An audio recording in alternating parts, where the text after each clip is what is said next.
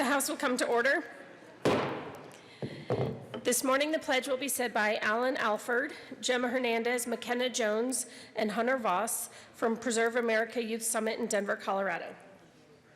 Please join us in the Pledge of Allegiance. I pledge allegiance to the flag of the United States of America and to the republic for which it stands, one nation, under God, indivisible, with liberty and justice for all. Mr. Randall, please call the roll.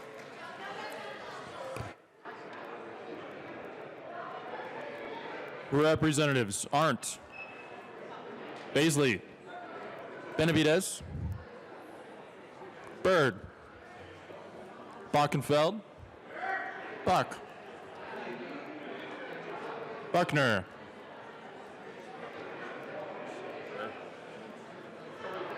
oh, thank you, Winsale, Caravale, Carver, Catlin excused, Coleman, Cutter, Duran, Escar,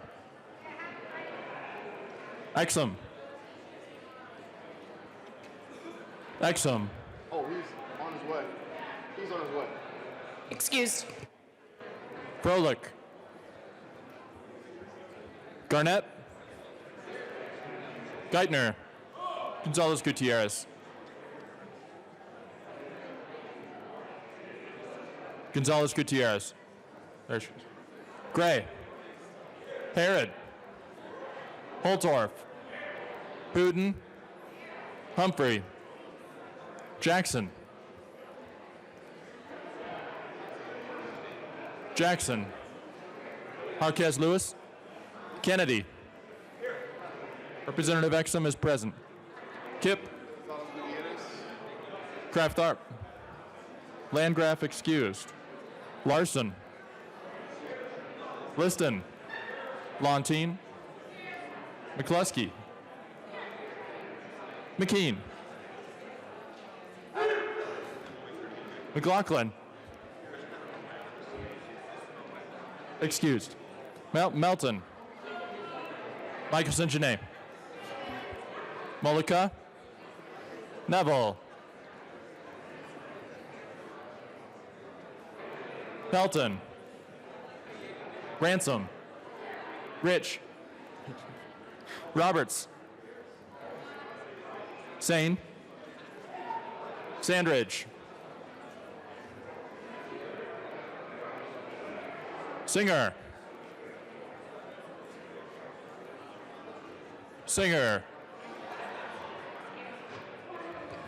Sirota, Snyder, Soper, Sullivan, Tipper, Titone, Valdez A, Valdez D, Van Winkle, Weissman, Will, Williams,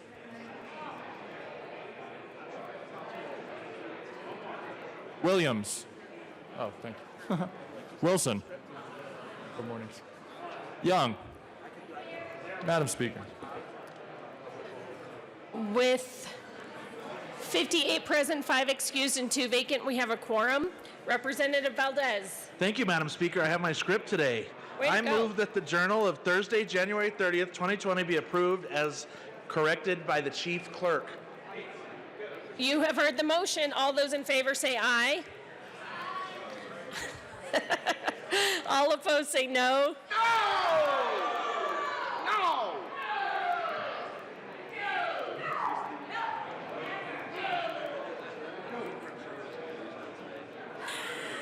Oh, so funny, so funny. The ayes have it, the motion passes. Announcements and introductions.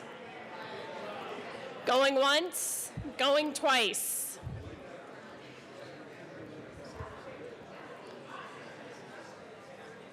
Representative Weissman.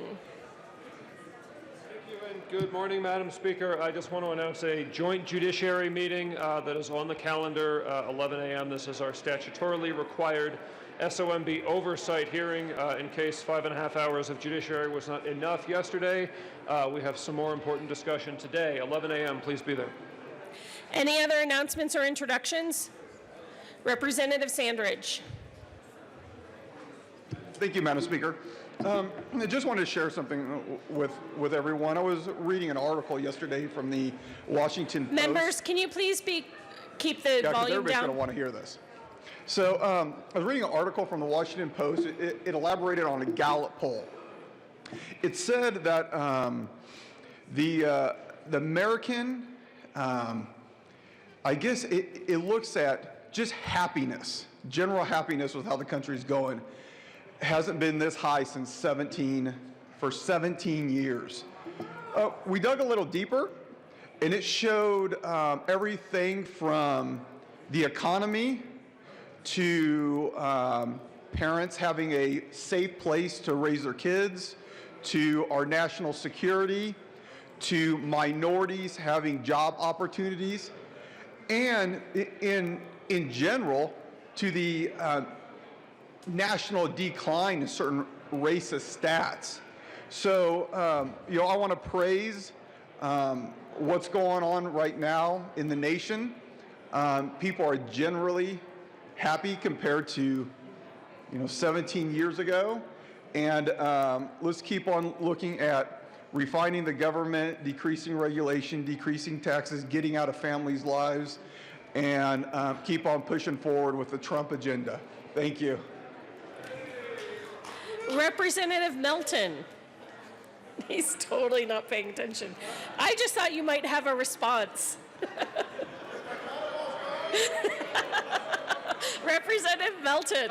Thank you, Madam Speaker. I guess I got a little confused because I thought I was listed, and then, and I heard something about, this is the happiest time, that we've had in American history or something like that. But, I mean, with an impeachment going on, an impeachment that clear and convincing evidence has been drawn out, I don't know how happy I'll be if the Senate should decide to let the president off. So, maybe one man's happiness is another man's visceral disdain. but let's make sure we're being respectful of each other's experiences. Thank you. All right. No more announcements and introductions. Oh, Representative Soper. Members, I just wanted to make a really important announcement. Today is a very unique day in the course of the world. It's a day that in one particular nation you're either loving today or you're hating today. And that's because today is Brexit Day. Yep. So in the United Kingdom, you're either loving today or you're hating today. But the reason why I'm down here making this particular announcement is not to be on one side of the debate or the other, but to say that this is a day to remind legislative bodies like ours to respect the will of the people when we do put something on the ballot, and to remind ourselves that if we're going to put it in front of the people, to respect the will of the people. Thank you. Any other announcements or introductions? Seeing none. Representative Landgraf. I apologize, Madam Speaker. Madam Speaker and members, I wanted to let you know that we have a bunch of naturopaths on the floor. Over here, please stand up. They provided a great, healthy breakfast this morning. Hopefully you got over for breakfast. And when you get an opportunity, go have a conversation with them. They do wonderful things for you. Thank you. Any other announcements or introductions? Representative Sirota. We are now at general order, second reading of bills. Representative Sirota.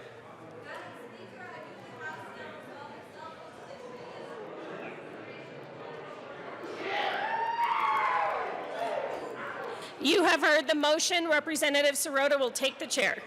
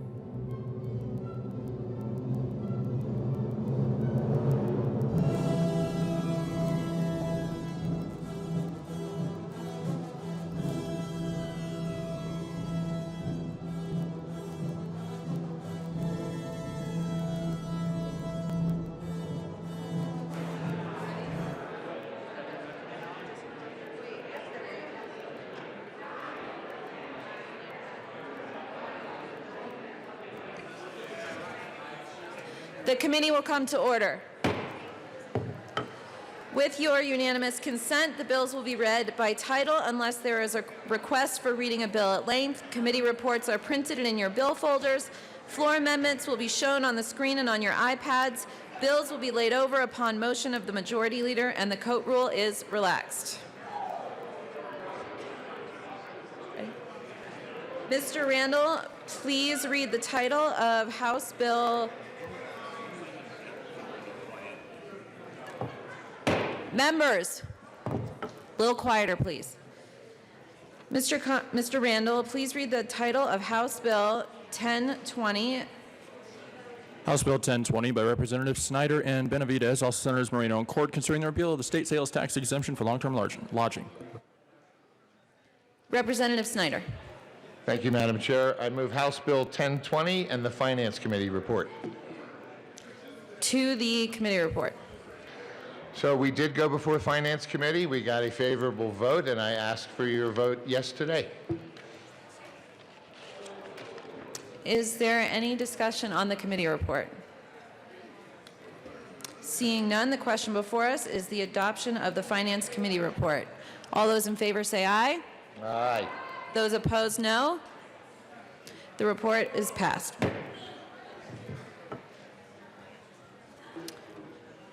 To the bill. Representative Benavidez. Thank you, Madam Chair. Members, this bill came out of our interim committee on tax expenditures. This is exemption from sales tax for occupants who stay in a hotel or motel for more than 30 days, and they sign a written agreement with the hotelier or the motelier, and as a result, it has not been looked at since 1959, so we reviewed it and we clarified the term occupant in the bill was in reference to a natural person. If you individually stay there and you stay there longer than 30 days, then you would be entitled to the exemption. Otherwise, the exemption stays. We also, because we're changing the language in the exemption, we are leaving the exemption for the local governments. If they want to continue using the term occupant, that's fine, or they can opt into our change in that. We had the support of the Municipal League with regard to this, so I would urge a yes vote. Is there any further discussion on House Assistant Minority Leader Van Winkle? Thank you, Madam Chair. And I wasn't in the committee, so help me understand this a little bit better. I would say before we move a fence, we should best understand why it was there in the first place. And so exactly what is the problem we're trying to solve here? What's the immoral justice that we're trying to fix? Right now, it appears like a bill that raises taxes on the cost of doing business in Colorado. So just help me understand a little bit what happened in that interim committee that said, you know, this is an injustice that needs to be fixed. Representative Benavidez. Thank you, Madam Chair. Saying that right. And with regard to the question, I don't think our committee ever talked about immoral justice or any of those kinds of terms with regard to that. What our committee was charged to do was to review tax exemptions that were analyzed by the Office of the State Auditor, which we charged them to do in about 2015, 2016. And they've looked at over 50 of them so far, and they continue to do that for the next 5 to 7 years. Most of these tax expenditures have not been looked at all. This was put in place in 1959, so we were looking at our due diligence. And the language says occupant. Part of the problem with all of these is that there's no real clear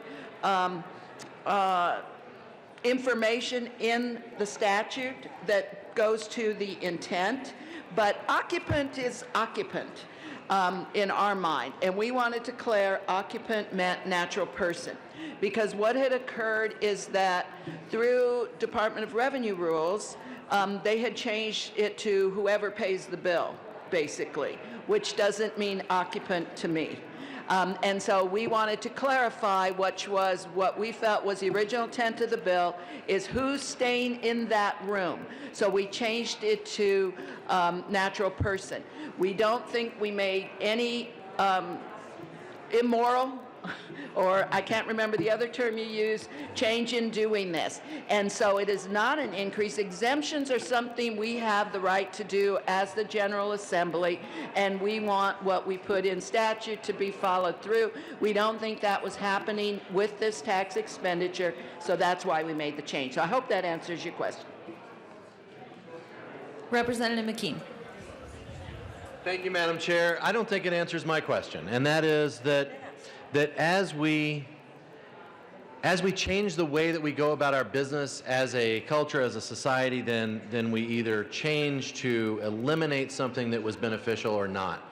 I think what we're trying to do is eliminate something's beneficial for the purpose for which it was designed. And that is, if you think about it, back in the 1950s, 1960s, 1970s, we had a much greater percentage of people who traveled on an expense account. And so the natural person was getting the benefit through their expense account, but truly the lesser of the expense ended up being borne by the company. We now have companies who rent hotel rooms for significant numbers of their employees. Why should they not get that benefit? If the benefit was intended to produce the result, which was people come and are able to stay and get a benefit from that tax, then why should we not confer that benefit on the people paying the bill? Representative Benavidez. I appreciate that the sensitivities of our members are impacted by the change in this bill. But I want to note that neither in our interim committee this summer or when this was heard did anyone from any industry come forward to oppose this bill. So other than a couple of members of this body, we didn't hear from anybody having problems with this bill.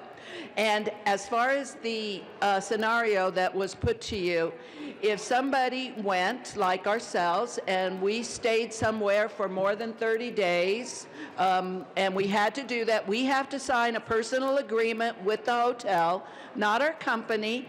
We personally have to sign that, and we would pay it, and we can get reimbursed for our company. So there's nothing in the bill that prevents this. What the bill does is to clarify the language of the bill, which is occupant staying there. So in the scenario that was presented to you, as long as they're reimbursed and they actually stay there, but in reality, some industry were signing an agreement, say, for a year at a time, and different individuals may stay there for a day or 2 days, but not for 30 days. And the requirements say occupant. They don't say whoever pays the bill.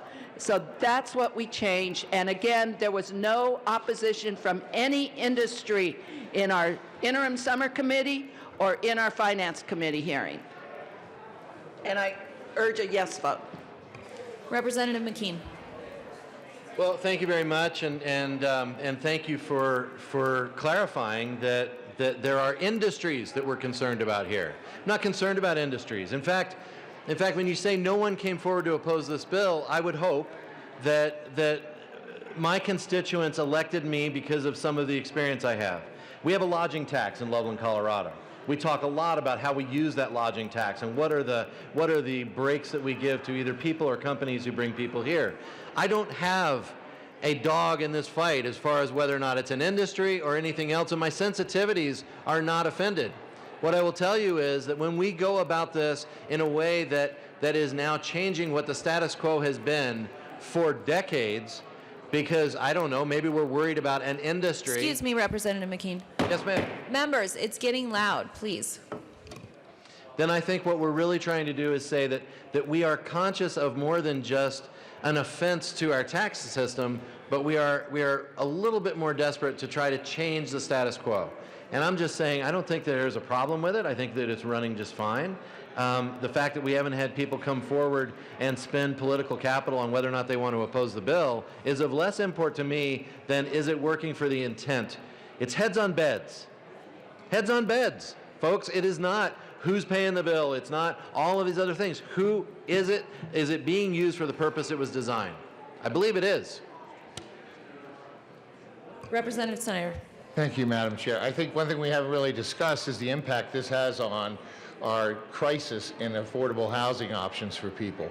Where this bill keeps the flexibility for local jurisdictions, but when a large corporate locator or housing specialist can wrap up hotel rooms for a year, not have to pay the lodging and sales tax, have people come in and stay for 3 days at a time throughout the course of that year, it puts further pressure and exacerbates our affordable housing crisis. This bill will go further in making that alleviate some of those problems at the local level. Assistant Minority Leader Van Winkle. Thank you, Madam Chair. And affordable housing is exactly the reason why I have so many concerns with this bill. I have the neighbor next door to me moved from Florida, and their company moved them here to a short-term rental house like this for, I believe, 60 days to allow them to find out where they want to live, if they want an apartment or a townhome or buy a home. They ended up finding a home in beautiful Highlands Ranch, the best place in Colorado to buy a home. But what the tax credit did is allowed them to move here, live in some short-term housing for 2 months, and get their feet wet, so to speak, in the state of Colorado, and find what school district, where they want to live, where they want to make their lives in the state of Colorado. So for me, the concern of the bill is those future employees, those future companies that are looking at Colorado right now is a business-friendly state to come to, and I believe this makes us a less business-friendly state, and I think it makes it harder for employees to move from less desirable places such as California. Representative Williams. Thank you, Madam Chair, and I appreciate the debate we're having on this. One of the things that I would like to do is kind of pin down a little bit what natural person, the definition of that is, and that's on page 3, starting on line 7. And so with that, Madam Chair, I move Amendment L004 and ask that it be displayed.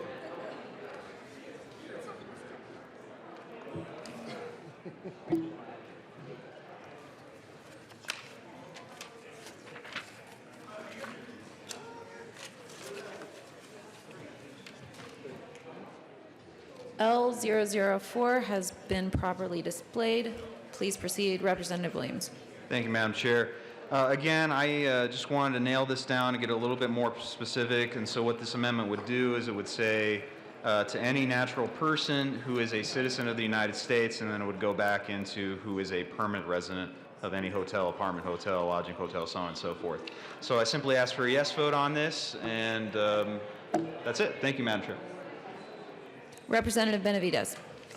Thank you, Madam Chair. Members, more than citizens stay in hotels in our country, so I would urge a no vote on this amendment. Is there any further discussion on L004? Seeing none, the question is before you. All those in favor, say aye. Aye. Those opposed, no. No. The amendment is lost. Representative Stain. Thank you, Madam Chair. And I did oppose this bill for a couple reasons. One is we use tax incentives and other things, exemptions, for a couple different reasons. And one is, you may not sometimes consider this, but we have a real lack of affordable housing going on right now. We have a lack of housing in general. So when certain companies come into the state, we may want those workers to stay in hotels instead.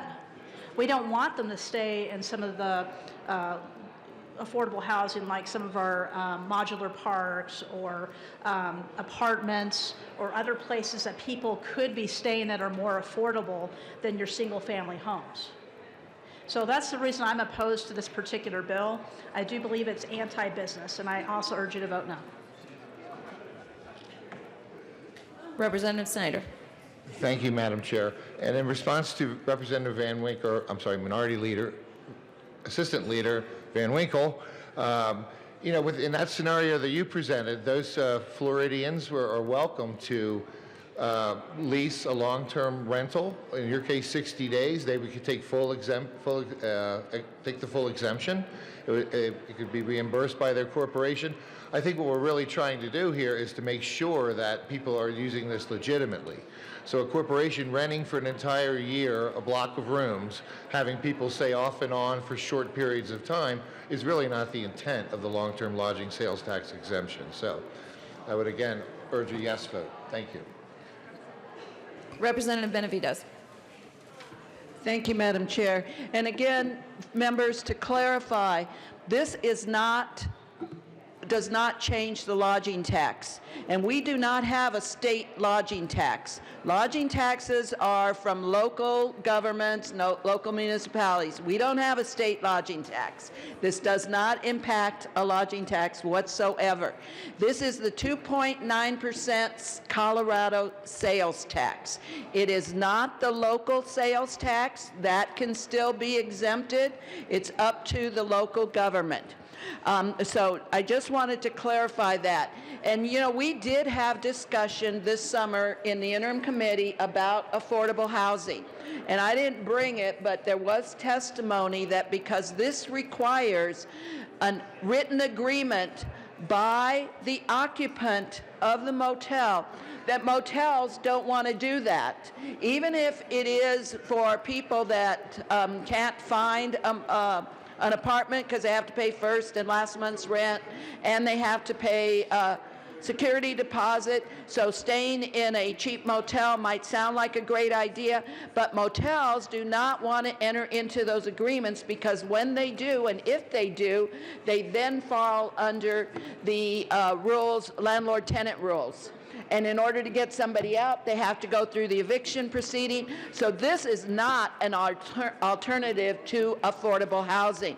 This is just a clarification of occupant, and continues the requirement that the occupant enters into a written agreement with the hotel or the motel. Again, it is a 2.9% sales tax that is exempt. It is not lodging tax or anything else. I urge a yes vote on the bill. Assistant Minority Leader Van Winkle. Thank you, Madam Chair. I believe it will be my last time in the well on this bill.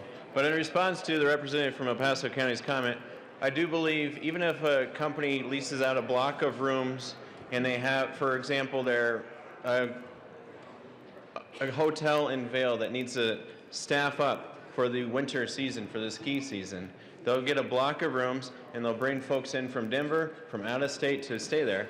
Or, for example, AT&T or someone installing rural broadband in rural Colorado. They'll bring in experts from out of the state. Those are still folks, employees from other states that are coming into Colorado that are spending their taxpayer dollars. We're eating at our restaurants, going to our Avalanche games and our Bronco games, and spending their money here. So I would urge a no vote on this. I just think it's an unnecessary change in policy that, in the end, is not very business friendly.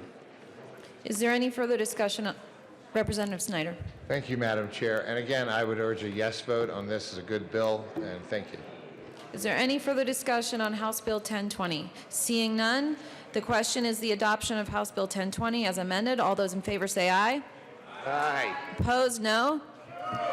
The ayes have it. House Bill 1020 as amended is passed.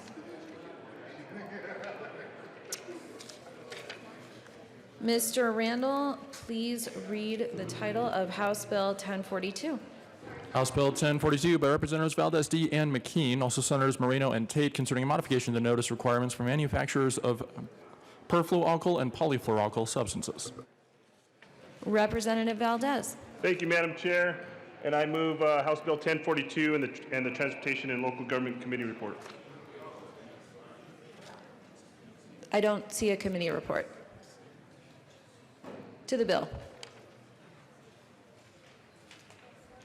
Representative Valdez. Thank you, Madam Chair.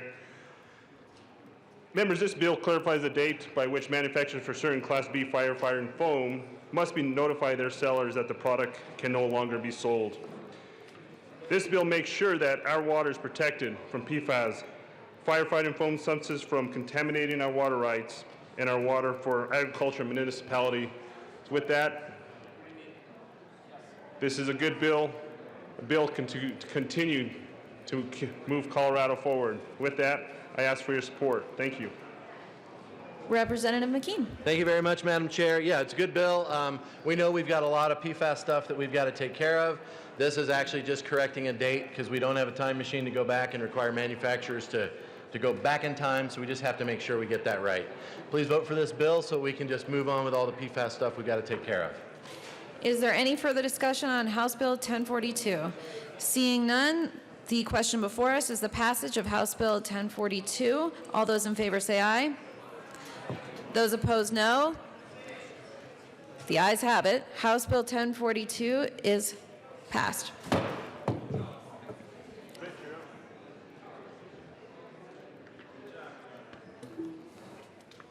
Mr. Randall, please read the title of House Bill 1014. House Bill 1014 by Representatives Tipper and Rich, also Senator Gardner, concerning unconsented use of donor gamete in fertility treatment. Representative Tipper. Thank you, Madam Chair. We move House Bill 1014 and the Judiciary Report. To the committee report, Representative Tipper. Thank you, Madam Chair. In Judiciary, we voted unanimously to move this out of committee. We made some amendments that just changed language, made gametes plural throughout the bill, and added the definition of donor, and we asked for a yes vote on the committee report. Is there any further discussion on the Judiciary Committee report? Seeing none, the question before us is the adoption of the committee report. All those in favor say aye. Aye. Those opposed, no. The Judiciary Committee report is passed. To the bill, Representative Rich. Thank you, Madam Chair. House Bill 2010-14 protects the interests of both parents and adult individuals who are doctor-conceived. There have been 9 known fertility fraud lawsuits filed in North America. This conduct has affected families all over the world, and there is no law in most states that makes it illegal for a doctor to impregnate his patients using his own gametes, although such conduct clearly violates ethical standards and fiduciary duties. The vast majority of patients feel as if they were subjected to rape or sexual assault. The conduct falls between gaps in the criminal law in the vast majority of states. This legislation is needed to protect the legal interests of women and men who sought fertility treatment and the children they conceived, who are now adults. Fertility fraud violates the legal and ethical interests of the women who trusted these physicians, and I'm asking for an aye vote. Is there any further discussion on House Bill 1014? Representative Humphrey.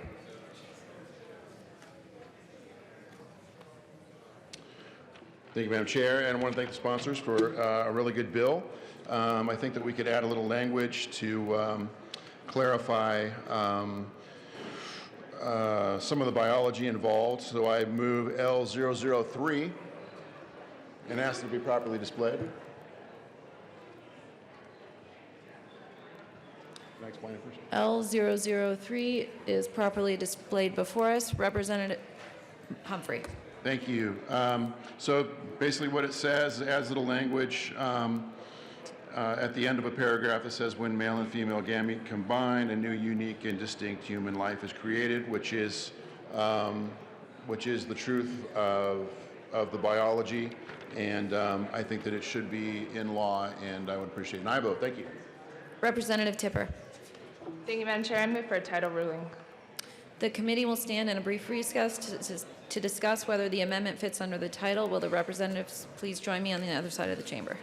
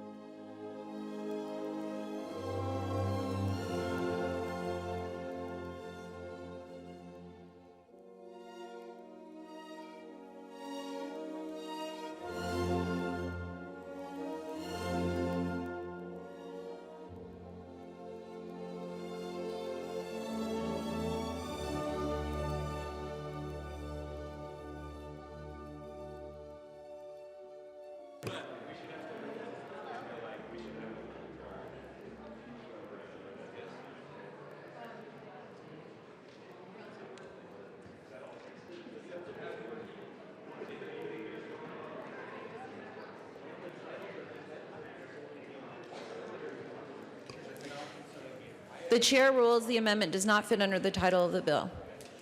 Back to the bill, Representative Tipper. Thank you, Madam Chair. We'd ask for a yes vote on the bill. Is there any further discussion on House Bill 1014? Representative Williams.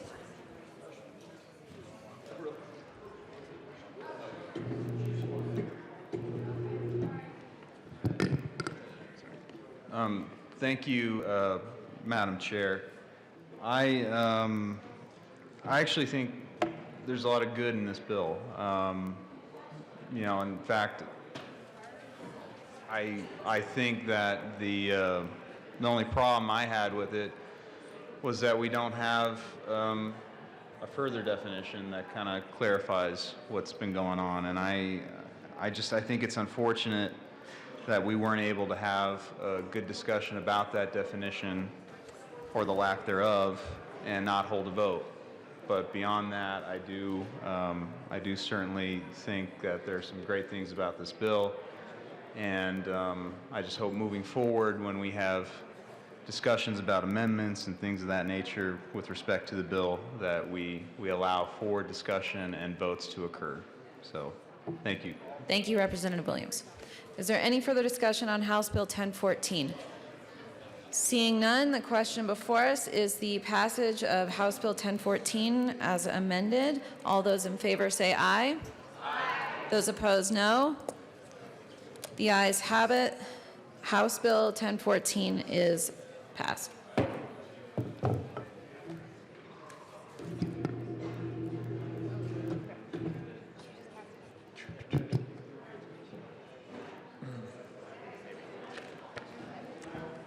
Mr. Randall, please read the title of House Bill 1055. House Bill 1055 by Representatives Garnett and Liston, Senators Bridges and Priola, concerning the ability of a Vinters restaurant license to manufacture vinous liquors on alternating proprietor licensed premises. Representative Liston. Thank you, Madam Chairman. Members, Madam Chairman, I move House Bill 1055 on second reading and also the Business Affairs and Labor Committee reports on House Bill 1055. Thank you, Representative Liston. To the committee report. Thank you. Members, there was just a very modest committee report in the Business Affairs and Labor Committee. What the amendment does is it clarifies where and how much wine can be made at an alternating proprietorship. It passed the committee 11-0, and I would ask for an aye vote on the committee report. Is there any further discussion on the Business Affairs and Labor report? Seeing none, the question before us is the adoption of the committee report. Those in favor say aye. Aye. Those opposed, no. The committee report is adopted. To the bill, Majority Leader Garnett. Go ahead and say something. Or Representative Liston. Okay, thank you. Members, House Bill 1055 is a common sense, business-friendly bill. This bill allows a restaurant that makes wine to apply to lease out a portion of their facility and/or their equipment to another winemaker through what is termed alternating proprietorship. Other liquor license holders, such as manufacturers, brew pubs, and wineries, are already able to share their facilities and equipment, such as grain storage areas, processing tanks, bottling lines, barrel storage, and casking areas. This bill just allows a Vinters restaurant license holder to do the same thing. A Vinters restaurant is basically just a restaurant that makes and serves its own wine. This is a great bill, business-friendly, good for everybody. We would ask for an aye vote. Majority Leader Garnett. Thank you, Madam Chair. And members, if you like wine, you should vote yes on this bill. Because not only is it good for business, but it's good for the wine business.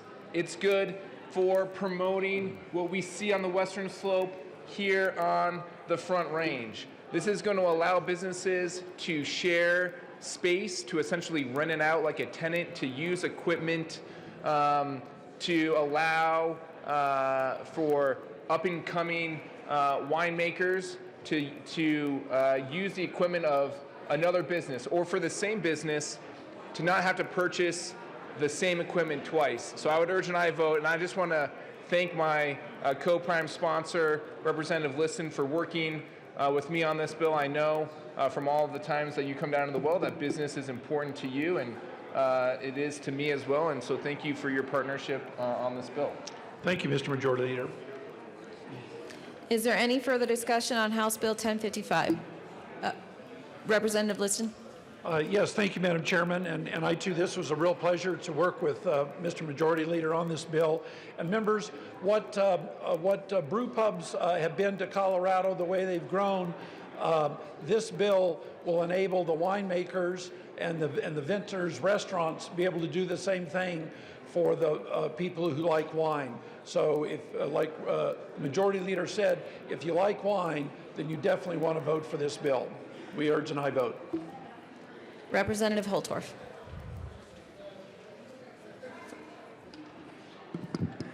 Ladies and gentlemen, most of you know that I'm a pro-business legislator.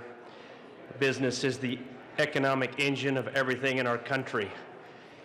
Now, a lot of startup wineries, if they're able to use this tool that you will give them when you vote aye, they can use, because it's hard to start a business and the capital investment is enormous. If you're a small winery, do you have all the oak kegs to ferment your wine? Do you have the cooling vessels? Do you have all the things it takes to make, which is a 2-year process to make a bottle of wine, or longer? You don't have all those things. If you vote aye for this, I will tell you, all those young, enterprising startups that want to get in the winery business, you've just given them a leg up. So if you like wine, like my wife loves wine, if you like business, if you like helping startups and small entrepreneurs want to get a leg up in business, vote aye on this bill, and I support both of these gentlemen here, Madam Chairman. Representative Singh. Thank you, Madam Chair. I echo my colleagues' sentiments from the Eastern Plains, and therefore I encourage real red meat steak along with that bottle of red wine. And I just wanted to ask a quick question of the sponsors. Does this include pre-post certification? Is there any further discussion on House Bill 1055? Seeing none, the question before us is the adoption of House Bill 1055 as amended. All those in favor say aye. Aye. Opposed, no. The ayes have it. House Bill 1055 as amended is adopted. Majority Leader Garnett. Thank you, Madam Chair. Great job today. I move the committee rise and report. You've heard the motion. Seeing no objection, the committee will rise and report.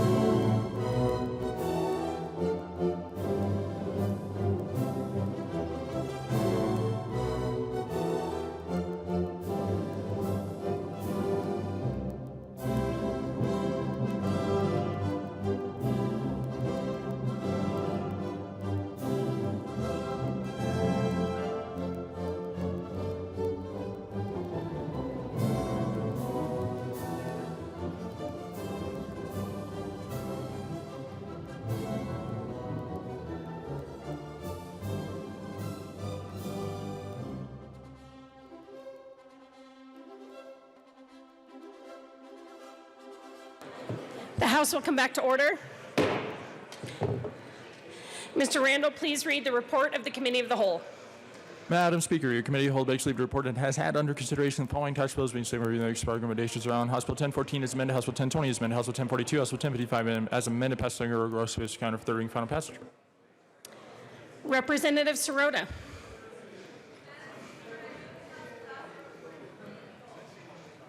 You have heard the motion, and there is one amendment at the desk. Mr. Randall, please read the Williams amendment.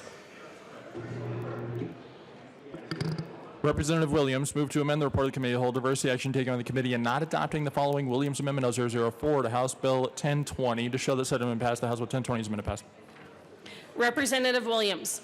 Thank you, Madam Speaker. I move the Williams Amendment and simply ask for a yes vote.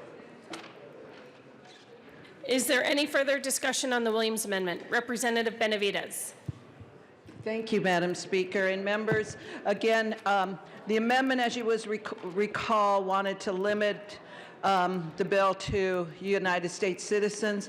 And again, our hotels in Colorado let more than U.S. citizens stay in them.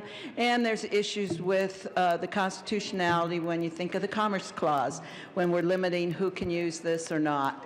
So I would urge a no vote on this amendment. Is there any further discussion?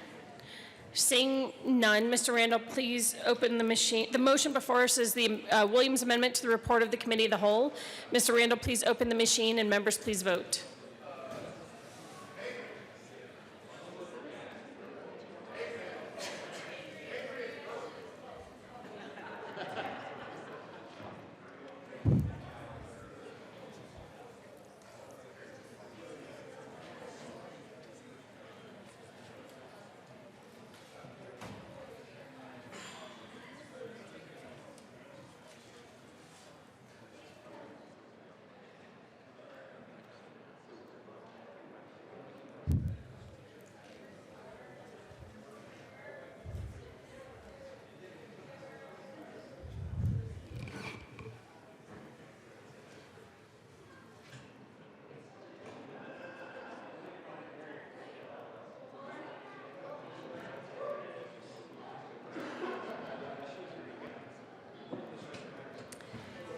Please close the machine.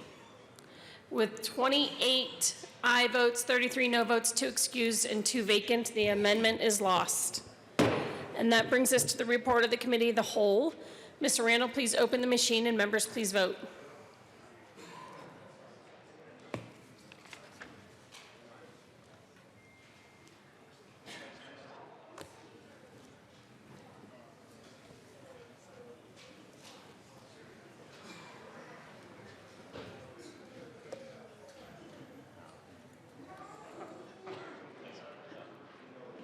Representative Longtee, okay. Please close the machine. With 53 aye votes, 8 no votes, 2 excused, and 2 vacant, the report of the Committee of the Whole is passed. That brings us to announcements and introductions. Any announcements? Representative Gray. Thank you, members. Transportation and Local Government Committee, please do listen. This is actually a relatively significant announcement. Next Wednesday, February 5th, we are going to be working on the floor in the afternoon, and you'll hear more about that from the Majority Leader soon. But next Wednesday, the 5th, we are going to move all of the bills that are set for 1:30 p.m. to upon adjournment for Transportation and Local Government Committee. So everybody who's in that committee, we don't normally meet Wednesdays upon adjournment. We are going to meet Wednesday upon adjournment in order to clear time to come back to the floor. And that also means that if you are House Bill 1027, Representatives Catlin and Escar. House Bill 1083, Representatives Kraft, Tharp, and Van Winkle. House Bill 1129, Representatives Van Winkle and Froelich. And House Bill 1093, McCluskey and Wilson. Come the next version of this calendar, we will be hearing those bills upon adjournment next Wednesday and not in the afternoon next Wednesday. I'll probably announce that about 6 or 7 more times, but I just want to let you know that right now so you can plan your lives. Oh, it's still in LSBA. Majority Leader Garnett. Thank you, Madam Speaker and members. Representative Gray started to talk through why next week is different in terms of the schedule. It's supplemental week. It's our year in the House to have supplementals and the budget come to our chamber first. And so I have talked to the Minority Leader about how we're going to kind of change the calendar a little bit next week. And so I'll just make that announcement now so you guys can plan for why next week's a little bit different. On Tuesday at 7:30 a.m., Appropriations will meet on supplementals and a few other bills that are in the Appropriations Committee. And then briefly on the floor, we'll come and we will do the prayer and the pledge, announcements and introductions, and then we'll break for caucuses on the supplemental. So each caucus will go and meet for about an hour upon a quick adjournment of the floor. The committees can still meet on Tuesday. The regular committees will still meet, and any amendments to supplementals will be due on Tuesday. On Wednesday, it's a little bit different. Public Health and Transportation and Local Government will meet upon adjournment and go until about 3 p.m. Business will also meet in the afternoon from about 1:30 to 3, and Health and Insurance will not meet, and we'll return to the floor at 3 p.m. for seconds on the supplementals, and then Thursday, we will do third reading on supplementals. That will free up enough time on Friday because we have a resolution from Representative Geithner and it's Military Appreciation Day on Friday. So not having too much work on Friday will allow us to move forward on Friday a little bit more freely. So that's the tentative schedule for now. And if you have any questions or you want me to go through that again with you, just feel free to pull me aside. Representative Michelson Janae. Thank you, Madam Speaker. Members of the Public Healthcare and Human Services meeting, we will be starting promptly at 10:15. If you are not there at 10:15, as Representative Singer did last time, you will be counted absent. We are hearing HB 20-1061 with Valdez and Herod, HB 20-1113 with Titone and Landgraf, and HB 20-1104 with Ransom and Buckner. See you at 10:15. Representative Lontine. Thank you, Madam Speaker, and members of the Health and Insurance Committee. All of you just heard Majority Leader Garnett mention that our committee will not be meeting next Wednesday afternoon. So I have spoken to, or most of the sponsors have been spoken to, and we're working on rescheduling those bills. That's sometimes the way the cookie crumbles, so but we'll figure it out. And we'll see you later. Representative Kennedy. Any other announcements or introductions? Majority Leader Garnett. Oh, I'm sorry, we're going to do one reports of committees of reference. Committee on Finance, Secretary to the Mayor's Committee was calling House Bill 1049 be amended as follows. And SMN refer to the Committee on Appropriations favor recommendation. House Bill 1082 be referred to the Committee on Appropriations. House Bill 1109 be referred to the Committee on Appropriations. Committee on Judiciary, Secretary to the Mayor's Committee was calling House Bill 1102 be amended as follows. And SMN refer to the Committee on Appropriations for favorable recommendation. House Bill 1121 be postponed indefinitely. Committee on State Veterans and Military Affairs, Secretary to the Mayor's Committee was calling House Bill 1010 be amended as follows. And SMN refer to the Committee on favorable recommendation. House Bill 1066 be amended as follows. And SMN refer to the Committee on Appropriations for favorable recommendation. House Bill 1073 be amended as follows. And SMN refer to the Committee on favorable recommendation. House Bill 1081 be amended as follows. Now amended before the Committee on Appropriations for favorable recommendation. House Bill 1156 be amended as follows. Now amended before the Committee hold favorable recommendation. Assistant Majority Leader Kennedy. Thank you, Madam Speaker. I move the House to end recess until later today. Seeing no objection, the House will be in recess till later today.